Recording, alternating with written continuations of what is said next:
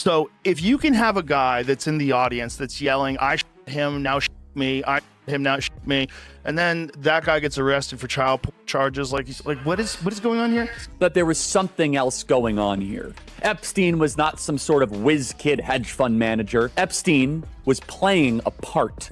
Epstein was a LARPer. Epstein was cast for a specific role, and he played it really well. I don't necessarily think they know what's going on yet. There's a lot of weird going on with this. I know. None of these things make any sense to me. Like, you're telling me that this kid who's not military trained, this guy, first of all, how did he get to the roof? How come nobody was looking? How come nobody was like, there's a direct line of sight between where he's sitting and those roofs? You guys didn't check? You don't have a drone? Like, that's insane. So he's on the roof, he jumps from the roof. He jumps down 14 feet. Charlie Kirk's sudden passing shocked everyone, but according to Joe Rogan, it might not have been as random as it seemed. What began as a tragic loss has quickly evolved into one of the most talked about and mysterious stories of the year.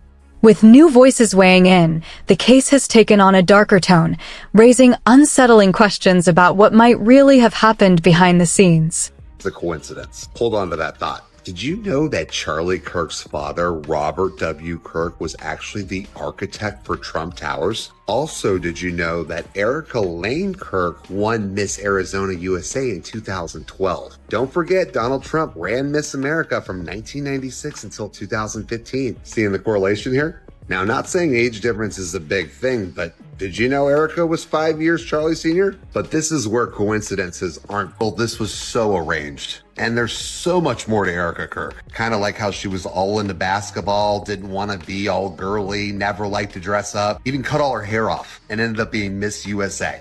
How does that happen? How do you go from sports to Miss USA? And then they meet at a Turning Point event in 2018, where she's interviewing for a job for Turning Point. During a recent episode of the Joe Rogan Experience, Rogan admitted he couldn't shake the feeling that the official story just didn't make sense. He pointed to several strange details that mainstream outlets appeared to gloss over, including a photo of a 22-year-old allegedly linked to the event, seen holding a piece of high-end outdoor equipment that looked suspiciously clean and unused. Almost texted you when the Charlie Kirk thing happened because my antennas went up about, they showed the photo of that kid, or the guy that they have, the 22-year-old, whatever. And I was almost going to be like, dude, that, you think he's got the capability to do that? Yeah, well, listen, there are people that look like that have the capability to do that. Pretty accurate. Nope. No? Not hard. Not hard at all. Let me dispel that. Okay. 200 yards from a prone position with a dead-on rifle. So if you have a dead-on rifle, so you set this rifle, you set your 0 to 200 yards, right? You know how far you're going to... Is not hard at all. He shot a lot? You don't have to shoot a lot. So I could do it tomorrow. If you're no, but you are experienced. If it's someone that's never, could they do it? 100%. Not if they've never.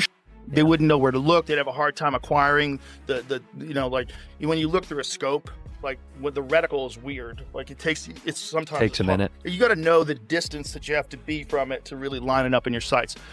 But you could get a guy like my friend Andy Stumpf, who was a sniper in the SEALs. You could get him, and he could show you how to do it in an afternoon, and then you could hit steel at 200 yards every time you pull the trigger. One day you could learn that. that. Wow. Yeah. Not that hard. Because it feels insane to me. I'm like, that seems tough. It seems tough. We still haven't figured out whether or not the gun that Trump had a sight on it, because we weren't sure if it had a sight on it or if this guy was using iron sights. That was 140 yards. If you shot with iron sights, that's a lot harder. Because iron sights is you're lining up, so you have these two things in the back and there's one thing at the front of the barrel, and you got to line those up perfectly, and that's how you stay accurate. That is a lot harder to do. It's like old have those, right? Sure, pistols. Yeah, like pistols. you buy a Glock, that's what it comes with. Right. But this kid had a rifle with a scope.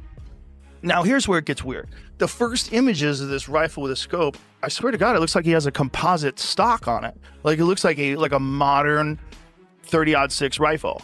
So a 30-06, so that's the rifle. 30-06 is like, that looks like a very modern looking stock.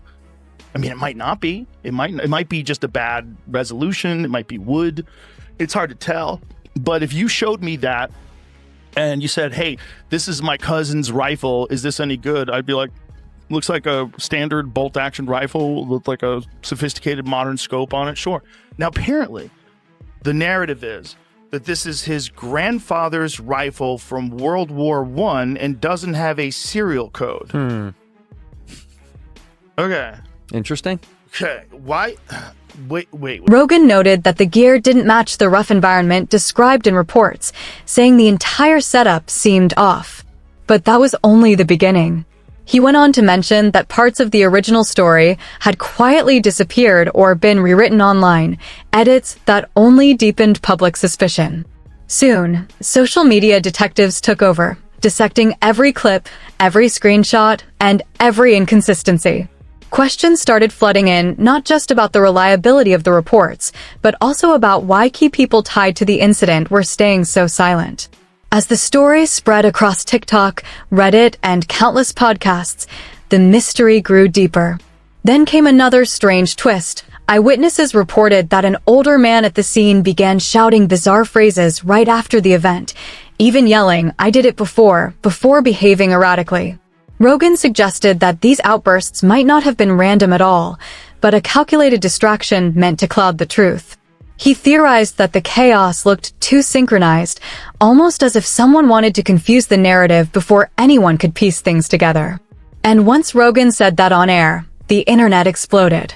Within hours, clips of that podcast segment were reposted hundreds of times, and one name kept popping up in the tags: Elon Musk. This is just a narrative, right? Yeah. We watch a guy jump off the roof, and then we supposedly find this rifle. So if you can have a guy that's in the audience that's yelling, "I him, now me, I him, now me," and then that guy gets arrested for child charges, like he's like, what is going on here? So and then you weird. find this rifle, and then you say, "Oh, he assembled it and he reassembled it." Like, okay. A lot. If I wish I was a cop, I'd sit in a room like, this story is. The billionaire tech mogul didn't stay quiet for long. Musk posted one cryptic sentence on X, formerly Twitter: "The truth doesn't hide forever." That single line set social media on fire. Within minutes, fans and conspiracy watchers were dissecting every word, connecting it to Rogan's comments, and replaying the viral clip in slow motion. Some believed Musk was subtly hinting that he knew more than he was letting on. Others dismissed it as his way of stirring the pot. But the timing was impossible to ignore, and suddenly everyone was asking the same question: what truth was he talking about? Speculation went into overdrive. Across Reddit and TikTok, people debated whether Rogan and Musk were sending coded warnings about a larger cover-up. After all, these two rarely speak on the same topic unless something big is brewing. And just when things started to quiet down, Musk stirred the pot again, this time by liking several posts from commentator Candace Owens. Owens had previously suggested that major outlets were deliberately downplaying key details about Charlie Kirk's case. Musk's likes reignited the frenzy, and within hours, hashtags about Charlie's widow and the mysterious timeline began trending across every major platform. Reddit threads turned into digital investigations. TikTok theories multiplied. Twitter spaces filled with speculation that Rogan and Musk knew something the public didn't. Even mainstream media couldn't resist. They brushed it off as internet noise, but quietly amplified the intrigue with sly headlines and vague reporting that kept viewers hooked. And ironically, every attempt to fact-check or debunk the rumors only made people dig deeper. By the time Joe Rogan's full podcast episode dropped, millions were already convinced something about this story wasn't right, and whatever truth Musk hinted at, the world wasn't going to stop searching until it came to light. Sickening is definitely the right adjective, I think, to describe how a lot of us are feeling. And all I know how to do is to gather information, to research, and to investigate. And nothing is making sense. Now, it could not be making sense because we've not arrived at the conclusion. The FBI, I will say, has recently come out and said they're looking for another person. Good, because what we have so far obviously cannot be it. I feel, I was insisting that everybody read that book, Chaos, about the Charles Manson murders. And what we learn from that book is that if the government does want to hide something, what they do is they give you so much information that you can't you don't even know what's real. So many different possible ways that things could have gone down, so many different manners, so many people speaking, so many publications publishing.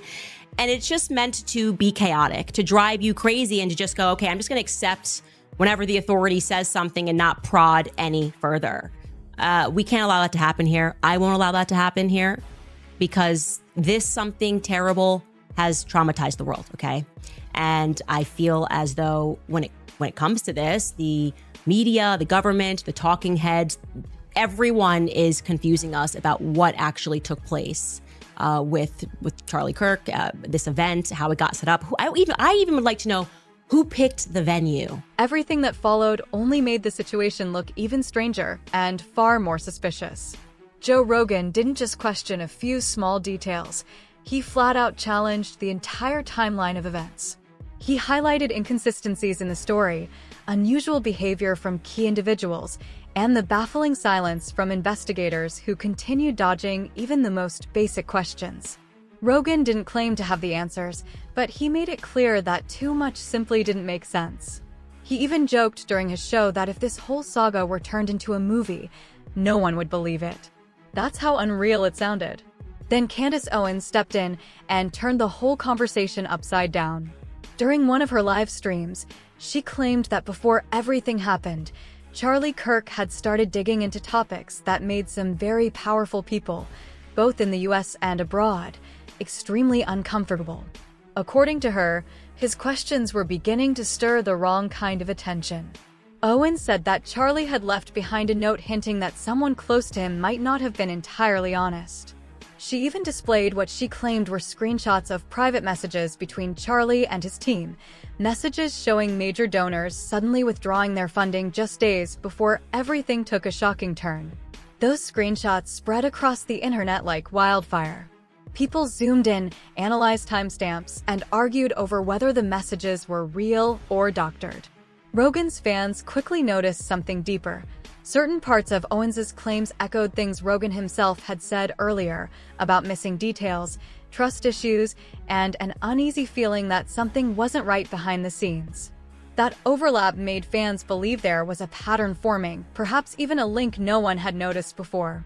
Then, an old interview clip of Charlie resurfaced online, where he laughed and said he wasn't afraid to ruffle feathers if it meant telling the truth. Watching it now felt eerie. Viewers began calling it prophetic, saying it almost seemed like he knew that pushing certain topics could come with dangerous consequences. With Rogan's doubts, Owens's claims, and that resurfaced video all colliding, the internet erupted into full-blown speculation mode.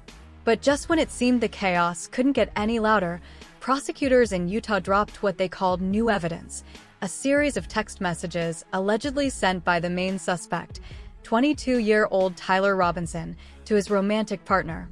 Within minutes of their release, social media went into total meltdown.